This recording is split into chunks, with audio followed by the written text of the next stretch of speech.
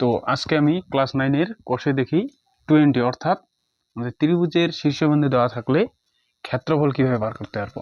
ক্ষেত্রফল বার করার সূত্রটা অনেক বড় আছে, কিন্তু আমি সহজে বলবো যে দেখো, এটাকে যদি আমি এ নিই, আমরা 2, -2 এটাকে বি ধরে নিই, আর কি ধরে নিব 4, 2 সি -1, 3।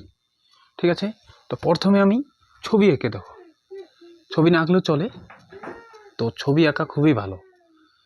2, -2 এটা হচ্ছে এ বিন্দু নিলাম, এটা বি।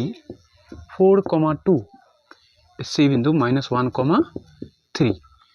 তো আমরা যখন ত্রিভুজের ক্ষেত্রফল নিব, দেখো ত্রিভুজ এ বি সি নিব, ত্রিভুজ এ বি সি এর ক্ষেত্রফল, ঠিক আছে, হাফ অফ আমরা কি নিব, প্রথমে দেখো 2, 4, 1 এইভাবে লিখবো, এখানে সাইডে লিখবো 2, এই যে ফার্স্ট এটাকে x1, 4 -1, আর প্রথমে যেটা 2 নিয়েছিলাম আরেকবার লিখবো, ঠিক আছে।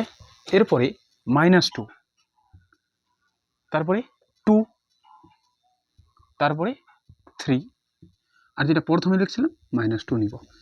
এটা আমাদের সাইডে করে রাখতে হবে সহজে বার করার জন্য। তো আমরা প্রথমে নিব, দেখো এই দিক দিয়ে গুণ করতে হবে, 2, 2 এ 4, 3, 4 এ 12, 2 একে 2, কিন্তু মাইনাস মাইনাসে প্লাস, এরপরে মাইনাস, এবার এটাকে বাদ দিয়ে এবার এই দিক দিয়ে নিতে হবে,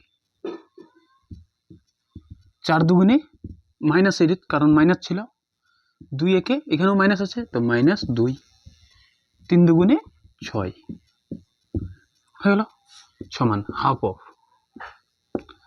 4 আর 2 6 আর 12 18 হয়ে যায়, বিয়োগ এখানে 8 থেকে 6 গেলে -2 আর -2 কত হয়ে যায়, -4, তো -4 আর -4 হয়ে যায় +4, -4 আর +4 হয়ে গেল, তো 8 4 হয়ে যায় 18 আর 4 হয়ে যায় 22, তো 11 2 এ 22, তো 11 বর্গ একক।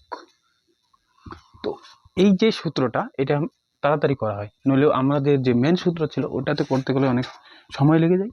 এটা হলো, এরপরে আমি আরো অঙ্ক আপলোড দেবো, এরপরে 2 3 4 পরপর করতে থাকবো।